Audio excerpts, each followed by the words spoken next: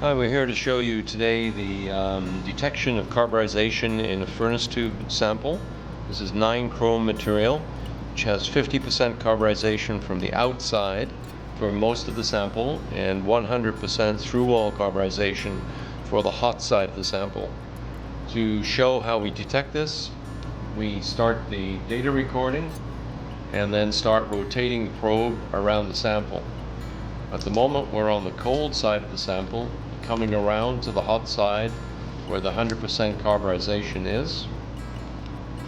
You can see the data coming up on the screen behind me, and you'll see how easy this probe is to manipulate around the sample.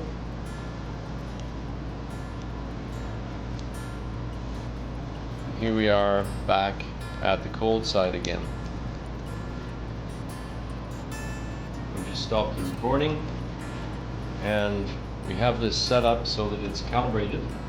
Down here there's 50% carburization, so that's shown in this cell here. And here the carburization is through wall. So let's just put our reference down there, and you'll see that it's saying 98.0% carburization. So that's how this technique works. The transducer or the probe is removable from the sample. If the sample is in the furnace, it's quite quick and easy to put it back on, and once it's on, it can be rotated with very little effort.